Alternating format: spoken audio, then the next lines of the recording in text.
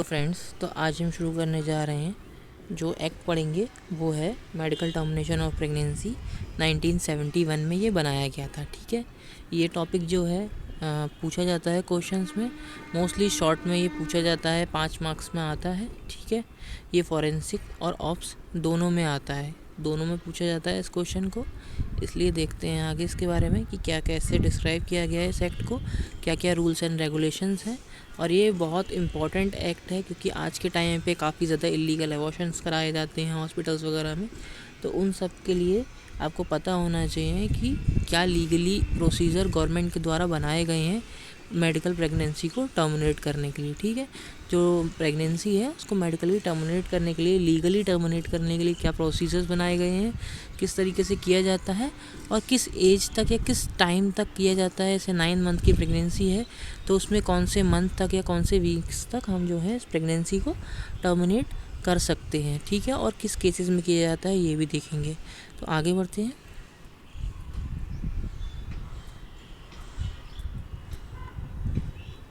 देखिए, पहले देखते हैं इंट्रोडक्शन। ठीक है, the original act of 1971 came in force on 1 अप्रैल 1972। तो आपको ये याद रखना है कि इसको बना के तैयार कर लिया गया था 1971 में, और ये लागू कब भी हुआ था, ये लागू हुआ था 1 अप्रैल 1972 को। ठीक है, ये इसके लागू होने की तारीख है कि इस तारीख को ये जो अप्लाई कर दिया गया था, स्टार्ट हो गया था ये एक्ट। ठीक, उसके बाद क्या हुआ था, 2002 में इस एक्ट के अंदर कुछ चेंजेस किए गए थे। चेंजेस इसलिए किए गए थे, ये चीज़ देखते हुए किए गए थे कि कुछ डिसीज़ेज़ ऐसी थी जो कि फीटस में हो रही थी, जिसकी वजह से क्या था, वो मदर की हेल्थ को काफ़ी ज़्यादा इम्पैक्ट कर रहे थे, जिससे कि काफ़ी ज़्यादा जो मदर थी उसको फिज़िकली और मेंटली प्रॉब्लम्स हो रही थी। ठीक है, यहाँ तक कि डेथ तक हो जा रहा था, फैटल कंडीशंस भी बन रही थी। तो इसीलिए 2002 में इस एक्ट के अंदर चेंजेस करे गए थे। वो इसलिए करे गए थे ताकि जो मदर है उसकी जो मेंटल फिज़िकल हेल्थ है उसको प्रोवाइड किया जाए, उसको प्रोटेक्शन दिया जाए और अच्छे से उसकी केयर की जा सके। ठीक है, ताकि उसको कोई प्रॉब्लम ना हो। ठीक, तो यही यहाँ पर दे रखा है। In 2002 to provide for the termination of certain pregnancy by the registered medical practitioners, RMPs बोला जाता है, for protection and prevention of the life of women. ठीक है, उसकी जो लाइफ है मदर की उसको सेफ रखने के लिए 2002 में इस एक्ट के अंदर चेंजेस किए गए थे। ठीक है, RMPs के द्वारा, जो रजिस्टर्ड मेडिकल प्रैक्टिशनर्स होते हैं उनके द्वारा। ठीक, अब आगे देखते हैं। इंट्रोडक्शन हो गया, तो हम देखते हैं इसमें बताया गया है कि इंडिकेशंस क्या क्या होते हैं। ठीक है, कि किस किस कंडीशंस में जो होता है मेडिकल MTP कराया जाता है। ठीक है, मेडिकल टर्मिनेशन ऑफ प्रेगनेंसी कराई जाती है मेडिकली, लीगली किस किस केस में जो मेडिकल RMPs होते हैं, रजिस्टर्ड मेडिकल प्रैक्टिशनर्स होते हैं, वो RMP को परफॉर्म करते हैं। तो थेरेप्यूटिकली बताया गया है कब कराया जाता है। ठीक है, in order to prevent injury to physical health of the pregnant women. ठीक है, ये कब का थेरेप्यूटिकली कब करते हैं, तो बताया है कि अगर मदर की जो उसकी फ़िज़िकल हेल्थ है उसमें अगर किसी तरीके की प्रॉब्लम क्रिएट हो रही है। ठीक है, उस फीटस की वजह से जो इंट्रायूट्राइन लाइफ में है, वो प्रेगनेंसी जो है, उस प्रेगनेंसी के कारण उसकी जो मदर है, उस मदर के अंदर, उस वुमेन में अगर फिज़िकली कोई भी प्रॉब्लम डेवलप हो रही है, जैसे प्रेगनेंसी के टाइम पे कुछ लोगों को क्या होता है, सीजर्स आने लगते हैं, या बहुत ही ज़्यादा वॉमिटिंग होती है, या मैलिग्नेंट हाइपरटेंशन, इस तरीके की अगर कंडीशंस मदर में हो रही होती हैं, तो फिर उस टाइम पे क्या होता है कि मदर की अगर फिज़िकली हेल्थ को डैमेज होगा किस तरीके से, तो उसके साथ में क्या होगा, बेबी को भी प्रॉब्लम होगी और वो मदर की जो हेल्थ है या मदर की जो लाइफ है उसको प्रॉब्लम क्रिएट करेगा। ठीक है, फिज़िकली उसको काफ़ी ज़्यादा प्रॉब्लम होंगी। तो इसीलिए यहाँ पर ये बताया गया है कि कौन कौन सी ऐसी कंडीशंस, थेरेप्यूटिक कंडीशंस हैं जिनमें कि हम मेडिकल टर्मिनेशन ऑफ प्रेगनेंसी करते हैं वुमेंस के अंदर। ठीक है, तो इंडिकेशंस क्या बताए गए हैं थेरेप्यूटिकली, जैसे किसी तरह की कार्डियक डिसीज़। ठीक है, ग्रेड 3 या ग्रेड 4 की कोई भी कार्डियक डिसीज़ अगर देखने को मिल रही है तो उसमें भी हम MTP करते हैं। क्रोनिक ग्लोमेरुलोनेफ्राइटिस देखने को मिल रही है, किडनी डिसीज़। ठीक है, इंट्रैक्टेबल हाइपरएमेसिस ग्रेविडोरम। ठीक है, बहुत ज़्यादा वॉमिटिंग होती है, ये वही है। मैलिग्नेंट हाइपरटेंशन हो रखा है, एपिलेप्सी या इंसैनिटी। ठीक है, किस तरीके से उसकी मेंटल हेल्थ भी प्रॉब्लम में पड़ रही है। ठीक है, सीजर्स आ रहे हैं, उसको दौरे पड़ रहे हैं बार बार। सर्वाइकल और ब्रेस्ट कैंसर होने के अगर चांसेस हैं। ठीक है, तब भी करा जाता है। डायबिटीज़ विद रेटिनोपैथी, ठीक है, डायबिटीज़ है, डायबिटीज़ के साथ साथ क्या होता है, कुछ फीमेल्स में क्या होता है, ड्यूरिंग प्रेगनेंसी उनकी जो ब्लड शुगर लेवल होता है वो काफ़ी ज़्यादा बढ़ जाता है, ठीक है। तो उस कंडीशन में और उसके साथ साथ अगर डायबिटिक प्रॉब्लम क्रिएट हुई है और उसके साथ में अगर देखने को मिल रहा है कि उसको रेटिनोपैथी भी हो रही है, ठीक है, मतलब उसकी रेटिना जो है आई की उसमें प्रॉब्लम्स हो रही हैं, ठीक है, उसकी नॉर्मल स्ट्रक्चर्स में, नॉर्मल फिजियोलॉजी में प्रॉब्लम्स आ रही हैं, नॉर्मली वर्क नहीं कर पा रही है, तो उस केस में भी हम क्या करते हैं, जो प्रेगनेंसी होती है उसको टर्मिनेट कराते हैं, ठीक है। टॉक्सीमिया ऑफ प्रेगनेंसी, ठीक है, प्रेगनेंसी के कारण किस तरीके का टॉक्सीमिया हो रहा है बॉडी के अंदर, तो उसमें भी हम क्या करते हैं, मेडिकल टर्मिनेशन ऑफ प्रेगनेंसी कराते हैं। आगे देखते हैं यूजेनिक्स बता रखा है। तो यूजेनिक्स का मतलब जो होता है कि जैसे काफ़ी समय पहले क्या था, जो यूरोपियंस और अमेरिकन साइंटिस्ट थे उनका मानना ऐसा था कि अगर हम प्लांट ब्रीडिंग कराते हैं, ठीक है, कि पर्टिकुलरली किस तरीके से ब्रीडिंग करानी चाहिए, जैसे उनका अलग अलग मत थे उसके अनुसार। तो उनका मानना ये था कि जो भी चीज़ें देखने को मिलती हैं, जैसे कुछ प्रॉब्लम्स जो होती है ह्यूमंस में देखने को मिल रही हैं, तो हम उनको इम्प्रूव कर सकें, ठीक है। जैसे कि अगर कुछ लोग हैं जिनकी हाइट बहुत कम है, तो किसी तरीके से उनको प्लांट ब्रीडिंग करा के या फिर रेशियल इम्प्रूवमेंट के थ्रू उनको जेनेटिकली म्यूटेशंस ऐसी चीज़ करा के कि उनकी जो अगर वो कोई आदमी बहुत छोटा है तो उसकी हाइट को बढ़ाया जा सके। तो इस तरीके की चीज़ों को करने के लिए जो हुआ था, ये एक अनसक्सेसफुल एक्सपेरिमेंट रहे थे यूजेनिक जो थे, तो वही चीज़ यहाँ पर बताई गई है, ठीक है। तो इसमें बता दिया है for the child being born with the serious physical and mental abnormalities, ठीक है। तो इस कंडीशन में भी क्या होता है, मेडिकल टर्मिनेशन ऑफ प्रेगनेंसी कराते हैं, क्योंकि क्या होता है कि अगर कोई जैसे आईवीएफ में मोस्ट कॉमनली हम देखने को मिलता है कि अभी भी काफ़ी सारे कॉम्प्लिकेशंस देखने के मिलते हैं।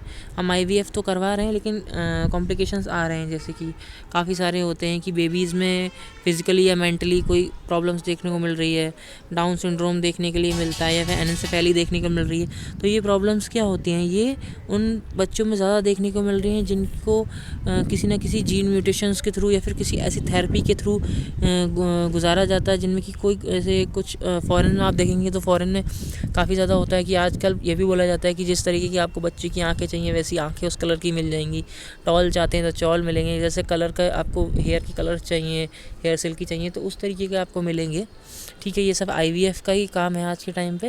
लेकिन इसके साथ साथ जो चीज़ें मिल तो रही हैं आपको, लेकिन उसके साथ साथ जो प्रॉब्लम सामने आ रही हैं वो एनेंसेफेली या डाउन सिंड्रोम, इस तरीके की बहुत सारी कंजेनाइटल प्रॉब्लम्स भी बच्चों में पैदा हो रही हैं, ये देखने को मिल रहा है। तो ये यूजेनिक्स के अंदर आता है, ठीक है। तो किसी तरीके की मेंटली या फिजिकली डिफॉर्मिटी अगर बच्चे में देखने को मिल रही है तो यूजेनिक के अंदर हम ले दें। तो इसमें बता रखा है mother expose to the teratogenics drugs. Teratogenics drugs मतलब कोई भी केमिकल्स या सब्सटेंस या मेडिसिन, ऐसी कोई भी मेडिसिन जो कि एम्ब्रियोनिक लाइफ में, जब बेबी जो है इंट्रायूट्राइन लाइफ के अंदर है, एम्ब्रियोनिक लाइफ में है, तो उस टाइम उसमें कंजेनाइटली डिफॉर्मिटी को पैदा कर देते हैं ऐसे ड्रग्स जो होते हैं, उन ड्रग्स को हम बोलते हैं टेराटोजेनिक ड्रग्स, ठीक है। तो मदर अगर ऐसे किसी भी टेराटोजेनिक ड्रग, जैसे कि इसमें बता रखा है वारफेरिन है एक, ये ड्रग भी टेराटोजेनिक ड्रग है, अगर इस तरीके के ड्रग्स, इस तरीके और बहुत सारी ड्रग्स हैं, ऐसी किसी भी ड्रग से एक्सपोजर में आती है, ठीक है, तो उसमें क्या होता है, ऐसी प्रॉब्लम्स या उसकी बेबी जो है उसके अंदर physically mentally problems, anencephaly, Down syndrome या जेनेटिक एबनॉर्मलिटीज़ देखने के लिए मिलती हैं, ठीक है। ये तो हमने ड्रग्स की बात कर ली, साथ साथ में हम रेडिएशंस की बात करते हैं।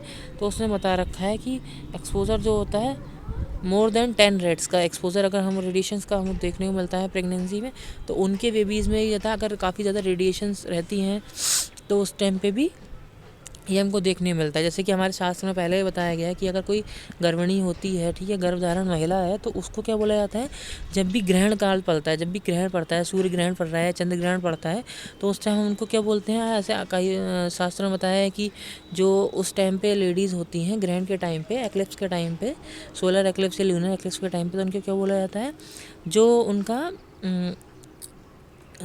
बॉडी पार्ट होता है उसमें क्या बोलते हैं, उनका जो पूरा एब्डोमेन वाला रीजन होता है उसमें क्या करते हैं, जो गैरिक होता है या गेरू जिसे हम बोलते हैं, उस गेरू से कम्प्लीटली लेप करा देते हैं जितने टाइम तक ग्रहण पड़ता है। तो इसमें क्या हो रहा है, इसमें ये तो देखने मिल रहा है ग्रहण के टाइम पे क्या होता है कि हमारी जो रेडिएशंस होती हैं बहुत ज़्यादा बढ़ जाती हैं, ठीक है। इसीलिए तो बोलते हैं कि डायरेक्ट एक्सपोजर ना रहे ग्रहण के टाइम पे, तो वही चीज़ है। अब वहाँ ग्रहण के लिए बोला जाता था पहले टाइम में। अब इस टाइम पे क्या हो गया है आजकल के टाइम पे कि बहुत ज़्यादा ही आप देखेंगे कि प्रेगनेंसी के टाइम पे अल्ट्रासाउंड कई बार कराना पड़ता है, ठीक है। और फिर अगर किसी भी प्रॉब्लम या फिर कोई भी ऐसी आजकल देखेंगे तो फीमेल ज़्यादा काम करना चाहती नहीं है, तो वो क्या होता है फ़ोन लिए बैठी रहती हैं, तो फ़ोन से भी रेडिएशंस निकल रहे हैं। या फिर आप किसी ऐसी जगह पे रह रहे हैं जहाँ पर आसपास में ऐसी रेडिएशन की इंडस्ट्रीज़ वगैरह हैं, ठीक है। या आप काम कर रही हैं, इस मेडिकल फील्ड में काम कर रही हैं, या फिर आप सीटी स्कैन एमआरआई चैम्बर्स के आसपास रहते हैं, तो भी आपको ये रेडिएशन एक्सपोजर मिलेगा। तो प्रेगनेंसी के टाइम पे यही बताया गया कि आप जितना कम एक्सपोज हो रेडिएशन से वही अच्छा है। अगर आप ज़्यादा एक्सपोज होंगे तो बेबी के लिए फिज़िकल मेंटली प्रॉब्लम ज़्यादा हो सकती हैं, पैदा होने के चांसेस ज़्यादा होते हैं। बाकी कुछ कंडीशंस बता दिए हैं जो फीमेल्स में होती हैं, तो उनकी वजह से भी बेबी पे असर पड़ता है। जैसे कि बताया है German measles, rubella, chicken pox, viral hepatitis और अदर वायरल इन्फेक्शंस जो होते हैं, ये अगर फर्स्ट ट्राइमेस्टर के टाइम पे अगर कॉन्टैक्ट में ज़्यादा देखने को मिलते हैं। फर्स्ट ट्राइमेस्टर में अगर इस तरीके की कोई भी प्रॉब्लम या फिर डिसीज़ देखने को मिल रही है, मीजल्स, रुबेला, चिकन पॉक्स या फिर वायरल हेपेटाइटिस या कोई भी तरीके के वायरल इन्फेक्शन फर्स्ट ट्राइमेस्टर में देखने को मिलता है, तो उस टाइम भी स्ट्रक्चरली चेंजेस देखने के लिए मिलते हैं बेबी में, जैसे एनेंसेफेली, ठीक है। क्रोमोसोमल्स में जैसे डाउन सिंड्रोम देखने को मिलता है या जेनेटिक एबनॉर्मलिटीज़ देखने को मिलती है बेबीज़ में। तो ये बता दिया है कि आपको इस तरीके की डिसीज़ देखने को मिलेंगी अगर फर्स्ट ट्राइमेस्टर, मतलब जो हमने बोला है ना कि फर्स्ट ट्राइमेस्टर मतलब शुरू के जो 3 महीने होते हैं उनमें अगर किसी भी ऐसी प्रॉब्लम्स से इन्फेक्शंस वगैरह से ज़्यादा अफेक्ट होती है अगर मदर जो है, तो उसकी बेबी में इस तरीके की कंडीशन स्ट्रक्चरल चेंजेस काफ़ी ज़्यादा देखने के लिए बोलते हैं। इसीलिए एक वो भी आता है कि जैसे आप टीटी का इंजेक्शन का एक्सपोजर देखेंगे तो क्या होता है, फीमेल्स में टीटी का जो लगता है टिटेनस टॉक्सिन लगता है, वो प्रेगनेंसी कंसीव करने से पहले लगा दिया जाता है। उसके बाद स्टार्टिंग 3 मंथ्स जो होता है, स्टार्टिंग 3 मंथ्स में हम किसी भी तरीके की ऐसी कोई ड्रग या फिर ऐसा कोई इंजेक्शन उसको नहीं देते हैं जो कि टेराट्रोजेनिक या फिर किसी तरीके की कोई भी ऐसा मेडिसिन, जैसे अब मेट्रोनिडाजोल या फिर कोई भी ऐसी एंटीबायोटिक्स वगैरह भी जो होते हैं वो बहुत ही कम प्रेफर करते हैं डॉक्टर भी चलाने के लिए, क्योंकि वो जो होते हैं डायरेक्टली बेबी को इफेक्ट करते हैं। क्योंकि स्टार्टिंग 3 मंथ्स जो बताए गए हैं उस टाइम पे बेबी के अंदर जो होता है न्यूरल ट्यूब का डेवलपमेंट होता है, और न्यूरल ट्यूब से ही हमारा पूरा जो होता है सीएनएस और peripheral central nervous system, peripheral nervous system generate बनता है, ठीक है, डेवलप होता है। तो यही बता दिया कि स्टार्टिंग ट्राइमेस्टर में मतलब फर्स्ट ट्राइमेस्टर या स्टार्टिंग के 3 मंथ के अंदर अगर इस तरीके की कोई प्रॉब्लम होती है या कोई इन्फेक्शन होता है या कोई मेडिसिन लेते हैं तो उसके कारण बेबी में क्या होगा, आपको स्ट्रक्चरल चेंजेस देखने के लिए मिलेंगे, ठीक है। जैसे एनेंसेफेली, डाउन सिंड्रोम और अदर जेनेटिक चीज़ें देखने मिल सकती हैं, ठीक है। उसके बाद parent have the inheritable mental condition और क्रोमोसोमल एबनॉर्मलिटीज़। अगर पेरेंट्स में भी किसी तरीके की ऐसी कोई प्रॉब्लम है, जैसे मान के चलिए कि आप मदर जो है वही अगर किसी प्रॉब्लम्स के संग जूझ रही है स्टार्टिंग से, उसको मेंटली या फिज़िकली कोई इशू है, ठीक है, या उसको इनहेरिटेंट कोई प्रॉब्लम है, ठीक है, इस तरीके की कोई अगर प्रॉब्लम है और वो प्रेग्नेंट है उस टाइम पे, तो उसमें भी क्या होता है उस टाइम पे उसको भी ये सब प्रॉब्लम होती है। तो वो इनहेरिटेंटली क्या होगा, जो माता में प्रॉब्लम होती है वो उसकी बच्चे में जाने की ज़्यादा संभावनाएं होती हैं, तो बच्चे को भी उन चीज़ों से संक्रमण होने के ज़्यादा चांसेस होते हैं। जैसे कि कई बार ऐसा होता है कि हेपेटाइटिस का ही मान के चलिए कि अगर किसी को हेपेटाइटिस या फिर लीवर एब्सिस का अगर कोई फीमेल आती है, वो को बोलती है कि आप मतलब मैंने बेबी कंसीव कर रखा है और मेरे को लीवर एब्सिस की प्रॉब्लम है, तो अगर वो सोचे कि दोनों को कंटिन्यू कर दीजिए, जैसे लीवर एब्सिस की आप मेडिसिन चला लीजिए और प्रेगनेंसी मेरी कंसीव रहे, तो उसमें क्या हो सकता है, तो उसमें जो बेबी होगा वो भी अफेक्ट हो सकता है उन मेडिसिन की वजह से। ये तो एक हमने बात कर ली नॉर्मली, लेकिन अगर मदर किसी तरीके की फिजिकली डिसेबिलिटी से या फिर मेंटली किसी चीज़ से प्रॉब्लम है तो उस कारण से भी हो सकता है, या इनहेरिटेंट हो, मतलब जो मदर है उसको उसके माता पिता से जो है कोई ऐसी डिसीज़ मिली है जो कि आनुवांशिक रूप से आई है, ठीक है, जैसे डायबिटीज़, रेटिनोपैथी या कैटरेक्ट या फिर इस तरीके की कोई भी बीमारी अगर आई है आनुवांशिक रूप से उसके मतलब मदर फादर से, तो वो जो होता है वो बेबी में आगे कैरी हो सकती है, ठीक है। तो ये भी होता है। अब आगे देखते हैं अब देते हैं सोशियो इकोनॉमिक। तो सामाजिक और आर्थिक रूप से किस तरीके से हम देखने को मिलता है। तो सामाजिक आर्थिक रूप में क्या होता है, देखिए, almost the sole indication to prevent the grievous injury to the physical and the mental health of the pregnant lady. ठीक है, तो कई बार ऐसा होता है कि प्रेगनेंसी के टाइम पे अगर कोई भी औरत सामाजिक रूप से किसी प्रॉब्लम से या फिर आर्थिक रूप से किसी प्रॉब्लम से गुजर रही होती है, तो उसके कारण भी उसके वो जो बच्चा होता है उसमें प्रॉब्लम्स हो सकती हैं, स्ट्रक्चरल चेंजेस हो सकते हैं, या काफ़ी ज़्यादा इरिटेटिव चाइल्ड या फिर किसी अलग तरीके की बीमारियां भी हो सकती हैं उस बच्चे के अंदर। तो ऐसी कंडीशंस में भी क्या होता है, MTP कराना पड़ता है। ठीक है, तो कंडीशंस इंक्लूडिंग कैसी कंडीशन बता रखी हैं, जैसे कि क्या होता है, कई बार अनप्लान्ड प्रेगनेंसीज हो जाती है। ठीक है, इच्छा तो नहीं है लेकिन क्या हुआ, प्रेगनेंसी कंसीव हो गई। ठीक है, during sexual intercourse, pregnancy intercourse, वो सेक्सुअल इंटरकोर्स के टाइम पे प्रेगनेंसी कंसीव हो गई। तो ऐसे में भी क्या होता है, क्योंकि लो सेक्सुअल सोशो इकोनॉमिक स्टेटस में से कि हम देखते हैं जो रेड लाइट एरियाज होते हैं या जो प्रोस्टिट्यूट होती हैं, उनमें क्या होता है, यही प्रॉब्लम देखने को मिलती है कि वो लोग आ कैसे बैकग्राउंड से रहे, लो सोशो इकोनॉमिक स्टेटस है, ना जो समाज अच्छा है वहाँ का, और ना ही हमको इकोनॉमिकली आर्थिक रूप से वो अपने ऊपर एकदम स्वतंत्र होती हैं, अच्छा खासा पैसा होता है। तो इस कंडीशंस में क्या होता है, एक तो प्रोस्टिट्यूशन है उनका वो है, तो अगर वो कंटिन्यूस इस तरीके का वर्क कर रही हैं और अगर ऐसे वर्क करते समय उनको अगर कभी प्रेगनेंसी कंसीव हो जाती है, तो उन केसेस में क्या होता है, MTP करनी पड़ती है, क्योंकि उनका सोशियो इकोनॉमिक स्टेटस इतना अच्छा नहीं है कि वो बेबी को कंसीव करके आगे उनको अच्छे से पाल सके या 9 महीने तक वो कंसीव कर सकें, क्योंकि उनका काम ही जो है वो इस तरीके से चल रहा है। और अगर कंसीव करने के बाद भी अगर सेक्सुअल इंटरकोर्स करते हैं तो प्रॉब्लम्स आनी ही आनी है। ठीक है, तो या तो मदर की डेथ हो जाएगी, बेबी की डेथ हो जाएगी, एक्सेसिव ब्लीडिंग, ऐसी कंडीशंस देखने को मिलती हैं उस टाइम पे।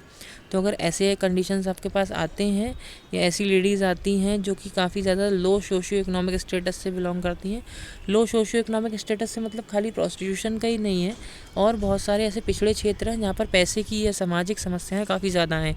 ठीक है, जैसे काफ़ी ज़्यादा पिछड़े क्षेत्र जो हैं, आज भी भारत में बहुत सारी ऐसी जगहें हैं, तो उन जगह से आने वाले लोग जो होते हैं उनमें भी ऐसी कंडीशंस होती हैं। तो सोशियो इकोनॉमिक स्टेटस अगर काफ़ी ज़्यादा लो है तो आप उनमें भी कराना चाहिए। ठीक है, साथ साथ में pregnancy as a result of failure of contraception, तो ये तो बहुत ज़्यादा देखने मिलता है। आपने प्रोटेक्शन लिया लेकिन प्रोटेक्शन लेने के बाद भी अगर वो किसी तरीके से डैमेज है कहीं से, ठीक है, या फिर लो क्वालिटी का प्रोटेक्शन है, अच्छा नहीं है, तो उसकी वजह से भी, ठीक है, वो नहीं आपका प्रोटेक्ट कर पाया और प्रेगनेंसी कंसीव हो गई। ठीक है, अदरवाइज़ फीमेल्स में कई ज़्यादा कॉन्ट्रासेप्टिव्स आती हैं, आपने कॉन्ट्रासेप्टिव जैसे IPL वगैरह आती हैं वो भी लीं और वो काम नहीं करी, तो उसके बाद प्रेगनेंसी कंसीव हो गई।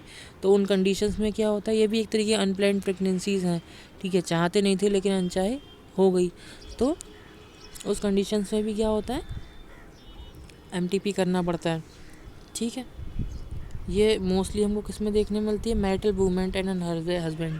ठीक है, जो मैरिटल वूमेंट्स होती हैं उनमें ज़्यादा देखने को मिलता है, क्योंकि क्या होता है आजकल का एक बहुत ज़्यादा चलन है, इसमें हम देखने मिल रहा है सेक्सुअल इंटरकोर्स जो हो गया है एक तरीके से इंसान की नीड बन चुकी है। ठीक है, तो वो कॉन्ट्रासेप्टिव यूज़ करता है और कॉन्ट्रासेप्टिव्स के फेलियर्स काफ़ी ज़्यादा चांसेस मिल रहे हैं देखने को, तो उन फेलियर्स की वजह से प्रेगनेंसी कंसीव होती है और फिर वो एबॉर्शंस कराने आते हैं। मैरिटल कपल मोस्टली देखने को मिलता है। ठीक है, और बाकी जो मैरिटल नहीं होते हैं वो कहीं ऐसी उल्टी सीधी जगह जाके कराते हैं जो कि रजिस्टर्ड MRP वो हैं, रजिस्टर्ड मेडिकल प्रैक्टिसेस नहीं होते हैं, तो उन जगह पे कराते हैं या उल्टी सीधी गोलियाँ खिलाते हैं। तो उसका उस टाइम पे क्या होता है, जो फीमेल होती है तो वो एक्सपायर हो जाती है या किसी ना किसी फिज़िकली इशू से काफ़ी ज़्यादा ग्रसित हो जाती है, फिज़िकल डिसीज़ कोई उसको बहुत ज़्यादा प्रॉब्लमेटिक डिसीज़ हो जाती है। ठीक है, तो ये देखने को मिलता है।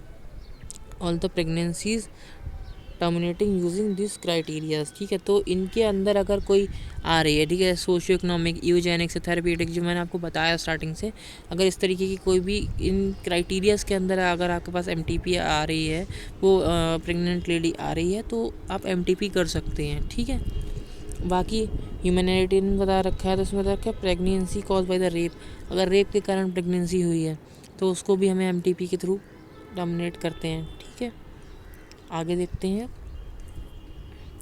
तो अब बात करते हैं एमटीबी एक्ट के रूल्स क्या होते हैं। तो इमरजेंसी केस में क्या रूल होता है, पहले तो ये देखते हैं। इमरजेंसी केस में बता रखा है कि इमरजेंसी केस में पहली चीज़ तो रजिस्टर्ड मेडिकल प्रैक्टिशनर जो होता है, इवन विद और विदाउट रिक्वायर्ड एक्सपीरियंस, ठीक है, उसको रिक्वायर्ड जो एक्सपीरियंस हम बताएंगे आगे, जो एक्सपीरियंस है जो चाहिए होता है एक डॉक्टर को एमटीपी करने के लिए, वो अगर उसके पास नहीं भी है, इवन वो मतलब मान के चलिए कि उसको एक्सपीरियंस नहीं है प्रॉपर तरीके से, तब भी इमरजेंसी केस है, ऐसा केस आता है कि जिसमें प्रेग्नेंट लेडी की लाइफ और डेथ का सवाल है, तो उस टाइम पे वो रजिस्टर्ड मेडिकल प्रैक्टिशनर जो होता है वो एमटीपी कर सकता है, ठीक है।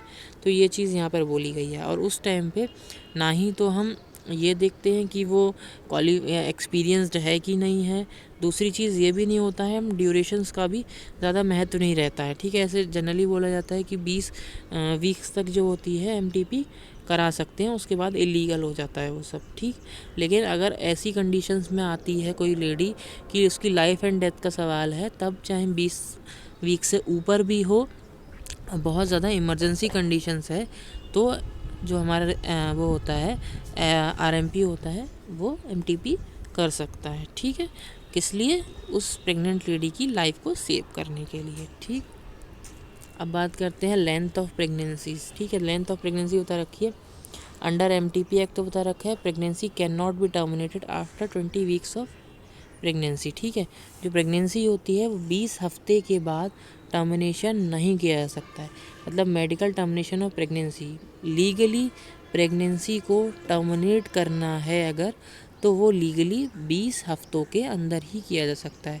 20 हफ्ते मतलब बोलें तो जैसे कि 5 महीने, ठीक है। एक महीने में कितना होता है? 4 वीक्स होते हैं, तो 4 5 ज़ा या 5 4 ज़ा 20, ठीक है। तो 5 वीक्स तक आप करा सकते हैं, तो ये यहाँ पर है, ठीक है। उसमें भी डिवाइड कर दिया गया है दो में कि सबसे पहले तो 12 वीक्स तक कैसे होता है और 12 से 20 वीक्स तक किस तरीके से होता है, ठीक है। तो पहली चीज़ उन्होंने क्या बता दी है, ठीक है, 0 से लेकर 12 वीक्स तक कैसे प्रेगनेंसी टर्मिनेट कर सकते हैं, और 12 वीक्स से लेकर 20 वीक्स तक, ठीक है। तो ये दो अलग अलग ग्रुप में डिवाइड कर दिया गया है। तो पहली चीज़ बताई गई है कि 0 से लेकर 12 वीक्स तक अगर प्रेगनेंसी है तो उसको टर्मिनेट करने के लिए एक रजिस्टर्ड मेडिकल प्रैक्टिशनर जो आरएमपी होता है वो कर सकता है, और उसके लिए हमें एक आरएमपी की ज़रूरत पड़ती है, ठीक है। जो एक रजिस्टर्ड मेडिकल प्रैक्टिशनर होता है वो अगर हमें अथॉरिटी दे देता है, अगर वो उसकी अथॉरिटी होती है तो वो कर देता है। तो वही बताया गया है, above 20 weeks the pregnancy can be terminated only on the therapeutic consideration. और यहाँ पर हाँ ये बात बोल दी है कि अगर 20 वीक्स हो चुकी हैं कंप्लीट और 20 वीक के ऊपर प्रेगनेंसी हो गई है, तो उसको तभी टर्मिनेट किया जा सकता है जब वो प्रेगनेंसी किसी भी तरीके से जो मदर है, प्रेग्नेंट लेडी है, उसकी फिज़िकली इलनेस या फिर मेंटली इल उसको कर रही हो, या फिर उसकी लाइफ एंड डेथ का सवाल बन गया हो, ठीक है। अगर उसके डेथ के चांसेस बढ़ रहे हैं ऐसे केस में, तब 20 हफ्तों से ऊपर की प्रेगनेंसी को भी टर्मिनेट किया जा सकता है, ठीक है। इसलिए करते हैं to save the life of mother, mother की लाइफ को बचाने के लिए। In such cases decision can be take by a single doctor, ठीक है। ऐसे केसेस में सिंगल डॉक्टर्स के द्वारा डिसीजन ले लिया जाता है, ठीक, क्योंकि ये इमरजेंसी कंडीशंस होती है, ठीक है। तो ये यहाँ पर आगे देखते हैं इसके बारे में। हाँ तो आगे देखते हैं, तो इसमें क्या दे रखा है, up to 12 weeks of pregnancy, ठीक है। जैसे मैंने आपको बताया था 0 to 12 और 12 to 20, तो अगर 12 वीक के अंदर हम एमटीपी करा रहे हैं तो उसमें क्या करते हैं, up to 12 week of pregnancy can be terminated on the opinion of a single doctor.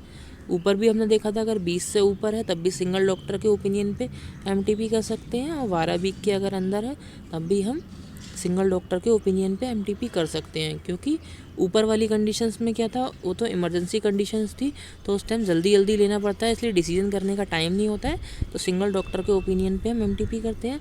और नीचे जो बता रखा है 0 to 12 वीक्स, तो इसमें 0 to 12 वीक्स जो होता है वो 1 डॉक्टर ओपिनियन की ज़रूरत पड़ती है, और 12 to 20 वीक्स जो होता है वो 2 डॉक्टर ओपिनियन ज़रूरत पड़ती है। तो वो बता रखा है between 12 to 20 weeks decision should be taking jointly by the 2 doctors, ठीक है, 2 डॉक्टर्स के द्वारा एमटीपी करने का डिसीज़न लिया जाता है। आगे बढ़ते हैं।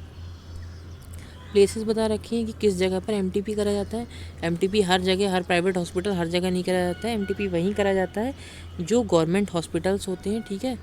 तो जो हॉस्पिटल्स गवर्नमेंट के द्वारा इस्टेब्लिश किए गए हैं, या तो एमटीपी वहाँ किया जाएगा, या फिर ऐसे हॉस्पिटल जिनको गवर्नमेंट ने अथॉरिटी दे रखी हो, या डिस्ट्रिक्ट कमिटीज़ जो होती हैं उन्हें अथॉरिटी दे रखी हो, जो सीएमओ वगैरह होते हैं, चीफ मेडिकल ऑफिसर होते हैं डिस्ट्रिक्ट कमेटी, या फिर डिस्ट्रिक्ट हेल्थ ऑफिसर जो होते हैं, उनके द्वारा, चेयरपर्सन्स के द्वारा अगर अथॉरिटी प्रोवाइड करी गई होती है पर्टिकुलरली किसी सेंटर्स के लिए या किसी हॉस्पिटल्स के लिए एमटीपी करने के लिए, पर्टिकुलरली एमटीपी करने के लिए अगर प्रोवाइड की गई होती है ऐसी अथॉरिटी, तो वो जो सेंटर्स या हॉस्पिटल्स होते हैं या नर्सिंग होम्स होते हैं वो एमटीपी कर सकते हैं, ठीक है। तो ये 2 जगह बता दी हैं। आगे क्वालिफ़िकेशन की बात करते हैं। जो आरएमपी होता है, रजिस्टर्ड मेडिकल प्रैक्टिशनर्स होता है, वो कब कर सकता है या उसकी क्या क्वालिफ़िकेशंस होनी चाहिए। तो यहाँ पर पहली चीज़ तो इन्होंने बता दी है कि एक जो एमबीबीएस डॉक्टर होता है वो कर सकता है, बट कब कर सकता है, वो एटलीस्ट किसी जो रजिस्टर्ड मेडिकल प्रैक्टिशनर्स है जिसने पहले से ही एमटीपी कर रखी हैं, ठीक है, कई सारी एमटीपी कर रखी हैं, उसके अंडर जाके at least 25 cases of MTP conduct करता है, ठीक है। एक जो रजिस्टर्ड मेडिकल प्रैक्टिशनर है, ठीक है, एमटीपी के अंदर जिसने बहुत सारी एमटीपीज़ कर रखी हैं, उसके साथ कम से कम एक डॉक्टर जाके जो एमटीपी करना चाहता है, जो रजिस्टर्ड मेडिकल प्रैक्टिशनर बनना चाहता है, वो कम से कम 25 एमटीपी केसेस को कंडक्ट कराता है उसके साथ में, और उन 25 केसों में से 5 एमटीपी के केसेस जो होते हैं वो इंडिपेंडेंटली खुद करता है, तभी वो जो होता है एमटीपी करने के लिए एक रजिस्टर्ड मेडिकल प्रैक्टिशनर बन सकता है। एटलीस्ट 25 केसेस करने चाहिए उसको एक रजिस्टर्ड डॉक्टर के अंदर, जो कि काफ़ी टाइम से एमटीपी कर रहा है, और उन 25 केसेस में से भी 5 केसेस जो होते हैं वो इंडिपेंडेंटली उसने करे होने चाहिए, तभी वो बन सकता है एमटीपी रजिस्टर्ड मेडिकल प्रैक्टिशनर्स, ठीक है। वो भी कहाँ पर, उन हॉस्पिटल्स के अंदर जो कि गवर्नमेंट के द्वारा अप्रूव किए गए हों, या डिस्ट्रिक्ट मेडिकल ऑफिसर्स के द्वारा, चीफ मेडिकल ऑफिसर्स, या फिर डिस्ट्रिक्ट कमेटी या गवर्नमेंट के द्वारा अप्रूव्ड किए गए हों उनके अंदर, या फिर गवर्नमेंट हॉस्पिटल जो कि गवर्नमेंट के द्वारा अप्रूव्ड हो, उन हॉस्पिटल्स में वो सीखा हो, तब ही कर सकता है। इधर उधर कहीं और जगह सीख के नहीं कर सकता है, ठीक है। आगे बढ़ते हैं। तो देखिए, तो इन्होंने बता दिया है, for RMP registered medical practitioner conducting MTP between 12 to 20 weeks, ठीक है। अभी तक हमने पीछे बात करी थी 0 to 12 वीक्स, अब हम बात करते हैं 12 to 20 वीक्स। तो इसमें बता रखा है डॉक्टर शुड हैव ईदर, ठीक है। अगर अभी तो हमने 0 से 12 तक की बात कर ली, 0 से 12 तक क्या होता है, 25 केस का आप करे हुए होने चाहिए, एक्सपीरियंस होना चाहिए एक डॉक्टर के अंडर रह के, उसमें से 5 इंडिपेंडेंटली किए होने चाहिए अगर आप प्लेन यूजी करे हुए हैं। अगर आपको 12 से 20 साल का करना है तो आपको क्या होना चाहिए, या तो आप पीजी करे हुए हो, ठीक है, एमडीएमएस करे हुए हैं, पोस्ट ग्रेजुएशन करे हुए हैं, डिग्री हो आपके पास गायनी ऑप्स की, या फिर आप डिप्लोमा करे हो गायनी ऑप्स में, ठीक है। 6 मंथ ऑफ हाउस सर्जरी आप सर्जन रह चुके हो गायनी ऑप्स के, तब आप कर सकते हैं। या फिर 1 year or more in the practice of gynae ops in any hospital, किसी भी हॉस्पिटल में अगर आप 1 या 2 साल का आपका एक्सपीरियंस होना था, 1 साल से ज़्यादा का आपका एक्सपीरियंस होना चाहिए किसी भी गायनी ऑप्स के हॉस्पिटल के अंदर, ठीक है। तो ये सब बता दिए। या तो आप कोई डिप्लोमा करे हों, या 6 महीने के लिए आप हाउस सर्जन रहे हो गायनी ऑप्स के डिपार्टमेंट में, या आप पीजी करे हो गायनी ऑप्स में, तभी आप ये कर सकते हैं, ठीक है। कब, कौन सी, 12 से 20 वीक्स की जो एमटीपी होती है वो, ठीक। आगे आते हैं। कंसेंट की बात होती है, तो कंसेंट की बात मैंने बता दिया है। अगर जो फीमेल है, ठीक है, जो मदर है, अगर वो 18 साल से ऊपर है, मतलब अगर वो मेजर है तो उसका कंसेंट लेना ज़रूरी होता है। लेकिन अगर वो 18 साल से कम है, माइनर है, तो जो लिया जाता है, ठीक है। अगर वो लेस देन 18 ईयर्स है और मेंटली इल भी है, ठीक है, या तो मेंटली इल है या फिर वो 18 साल से कम है, तो ऐसी किसी भी कंडीशन में, दोनों में से कोई भी कंडीशन देखने को मिले, तो उसके गार्जियंस जो होते हैं, माता पिता होते हैं, उनसे कंसेंट लिया जाता है एमटीपी करने का, ठीक है, तभी एमटीपी की जाती है। हस्बैंड का कंसेंट जो होता है वो इतना ज़्यादा मायने नहीं रखता है, ठीक है। बाकी मेंटेनेंस ऑफ रजिस्टर, अब जो एमटीपी करी जाती है उन एमटीपी को क्या होता है, उनका सारा रिकॉर्ड रखा जाता है। तो एटलीस्ट कोई भी एमटीपी अगर की जा रही है ठीक है, तो उसका कम से कम 5 साल तक रिकॉर्ड अवेलेबल होना चाहिए। ठीक है, वो चाहे किसी भी हॉस्पिटल्स में हो, किसी भी गवर्नमेंट हॉस्पिटल में हो, प्राइवेट हॉस्पिटल में हो, या नर्सिंग होम में हो, किसी भी जगह पर हो, एटलीस्ट जिस दिन किया गया है एमटीपी, वो वहाँ से लेकर उस दिन से लेकर 5 साल तक उसका रिकॉर्ड वैसी का वैसी उस हॉस्पिटल्स के अंदर मिलना चाहिए, ताकि अगर कोई प्रॉब्लम हो, आगे कोई इन्वेस्टिगेशंस वगैरह कुछ भी हो, तो वो रिकॉर्ड जो है इजीली भी अवेलेबल हो सके। ठीक है, और प्रोफेशनल सीक्रेसी भी रखी जाती है। ठीक है, ये नहीं है कि ये बता दिया जाता है किसने किया है, कौन से उसने किया, इसलिए प्रोफेशनली सीक्रेसी रखने के लिए भी, कि ताकि हॉस्पिटल्स को भी कोई प्रॉब्लम ना हो, तो इसलिए भी ये किया जाता है। आगे आते हैं, तो उसमें बता रखा है contravention of the rule by the doctor. ठीक है, जो नियम या रूल्स बनाए गए हैं, उन रूल्स को अगर कोई डॉक्टर तोड़ता है, ठीक है, कोई भी डॉक्टर उन रूल्स को तोड़ने की कोशिश करता है या तोड़ के उल्लंघन करता है, तो उसके लिए कम से कम कुछ नहीं तो 2 से 7 साल की एक रिग्रेस इम्प्रिजमेंट मिलती है। ठीक है, मतलब दंडनीय अपराध है ये बहुत बड़ा, और उसको जेल या फिर ऐसी कोई भी सज़ा मिलती है। ठीक है, तो ये बता रखा है। उसके बता रखा है a person who will contravenes, ठीक है, जो अपनी इच्छा से, ठीक है, अपनी इच्छा से गलत करता है एमटीपी के टाइम पे, या फिर fail to convey comply with the requirements of any regulations. ठीक है, या तो वो अपनी इच्छा से ही गलत करता है एमटीपी को, कोई भी रूल एंड रेगुलेशन को तोड़ता है अपनी इच्छा से, या फिर वो उन रूल्स एंड रेगुलेशन जो बताए गए हैं एमटीपी के अंदर, उन रूल्स एंड रेगुलेशंस को फॉलो नहीं कर पाता है, तो एटलीस्ट उसको क्या होता है, 1000 रुपये का जुर्माना पड़ता है उसके ऊपर। ठीक है, यहाँ पर ये चीज़ बता दी गई है। उसके साथ साथ यहाँ बताया गया है कि जो डॉक्टर होते हैं उनको एक मेडिकल ऑफिसर जो भी होता है, ठीक है, वो मेडिकल ऑफिसर जो होता है उनको बिना किसी वारंट के, ठीक है, बिना किसी वारंट के पनिश कर सकता है। ठीक है, ये कॉग्निजेबल एक्ट है, संगीन अपराध है। तो ये बता रखा है ऐसा अपराध है जिसमें कि आपको सज़ा के साथ साथ जुर्माना भी पड़ता है 1000 रुपये का।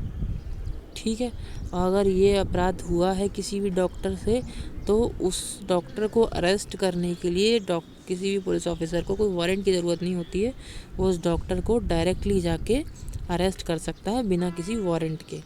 ठीक है, और अगर वो डॉक्टर जो है गवर्नमेंट सर्वेंट है, तो गवर्नमेंट सर्वेंट होने के टाइम पे भी वो क्या होता है,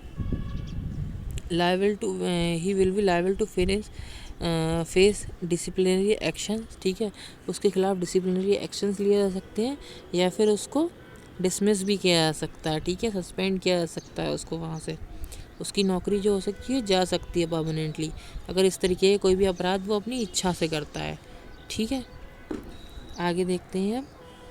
तो अब ये बता दिया गया है कि कौन से टाइम पे किन किन चीज़ों से कराई जा सकती है। जैसे मैंने दो उसमें डिवाइड किया है कि 0 से लेकर 12 वीक्स तक, और उसके बाद 12 वीक्स से लेकर 20 वीक्स तक। ठीक है, तो ये 2 अलग अलग टाइम पीरियड हो गया। तो इन टाइम पीरियड्स में कौन सी मेडिसिन या सर्जिकल प्रोसीजर जो होते हैं उनके थ्रू एमटीपी करना इजी रहता है, या फिर उन प्रोसीजर्स से करते हैं जो कि फिज़िकली या मेंटली वुमेन को किस तरीके से हर्ट ना करें। ठीक है, या कोई प्रॉब्लम ना क्रिएट करें मदर के लिए, तो वही बता दिया है। मेडिकली मेडिसिन के थ्रू हम जैसे कौन कौन सी मेडिसिन दे सकते हैं, मैफिप्रोस्टॉन एंड मीज़ोप्रोस्टॉल। ठीक है, मिथोट्रेक्सेट, मीज़ोप्रोस्टॉल और टैमोक्सिफेन, मीज़ोप्रोस्टॉल, ये जो 3 है ये कॉम्बिनेशन है, ये सिंगल एक अकेली अलग ड्रग है। ये तीनों के 3 कॉम्बिनेशंस बता रखे हैं यहाँ पर, इन्हें कॉम्बिनेशंस में दिया जाता है और ये अकेली भी दी जाती है मैफिप्रोस्टॉन। ठीक है, इन ड्रग्स को जो होंगे हम अलग फार्माकोलॉजी में जो होगा एक्सप्लेन करेंगे कैसे कैसे वर्क करते हैं, किस तरीके से करते हैं। ठीक है, तो इसलिए अभी यहाँ पर ऐसे ही देख लीजिए। उसके बाद सर्जिकल में देखते हैं। सर्जिकल में क्या है, मैनुअल वैक्यूम एक्सपिरेशन के थ्रू, ठीक है, मैनुअली वैक्यूम एक्सपिरेशन होता है उसके थ्रू कर सकते हैं।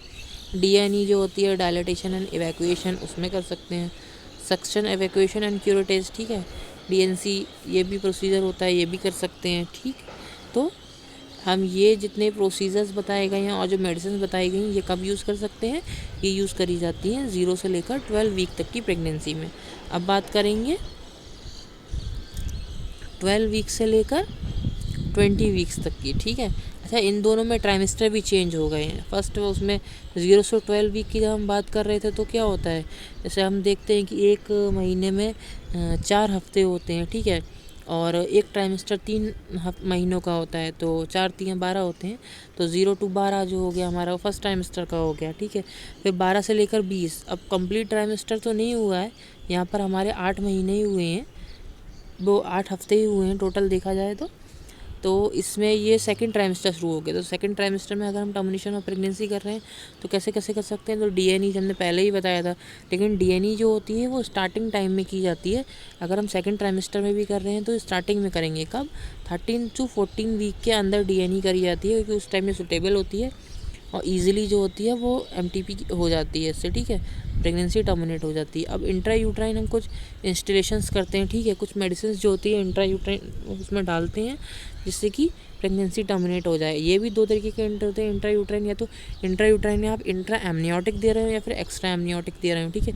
डायरेक्ट कोई मेडिसिन ऐसी है जो आप डायरेक्टली एमनियोटिक फ्लूइड में डाल रहे हैं या फिर उसके बाहर डाल रहे हैं, ठीक है। तो ये किस तरीके से करी जाती है, इस प्रोसीजर को आगे डिस्क्राइब करेंगे, लेकिन देख लेते हैं इनमें क्या क्या चीज़ यूज़ करी जाती है। तो इंट्रा एमनियोटिक हाइपोटोनिक यूरिया या फिर सेलाइन, ठीक है, इनका यूज़ करा जाता है।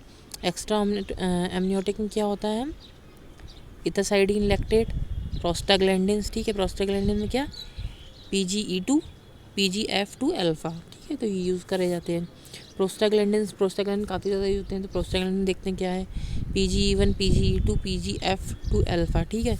इंट्रावेजाइनल, इंट्रामस्कुलर और इंट्रा एमनियोटिकली, ये तीनों तरीके से दिया जाता है। प्रोस्टाग्लैंडिन 3 तरीके से दिया है कि आप इंट्रावेजाइनल भी दे सकते हैं, इंट्रामस्कुलर भी दे सकते हैं और इंट्रा एमनियोटिक भी दे सकते हैं डायरेक्टली। ये एक तरीके से मान के चलें कि इंट्रावेजाइनल या इंट्रामस्कुलर वाला जो हो गया ये आपका ऊपर जो हमने बात करी थी एक्स्ट्रा एमनियोटिक, तो उसमें आ जाता है।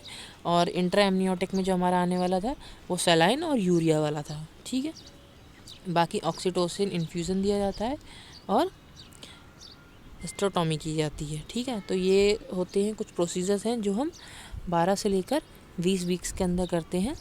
तो ये हमारा ख़त्म होता है एक्ट। ये फॉरेंसिक और ऑप्स दोनों में पूछा जाता है क्वेश्चन, बहुत इंपॉर्टेंट है, मोस्टली ये पूछा जाता है, आता ही आता है। अगर एक्ट में आते हैं क्वेश्चन तो ये एक्ट ज़्यादा आता है, और ये एक जनरल नॉलेज के लिए भी है, आपको पता होना चाहिए कैसे कैसे क्या होता है। बाकी आप अच्छे से इसको समझिए, ठीक है। Thank you for watching my video and my channel. Next video में मिलते हैं आप।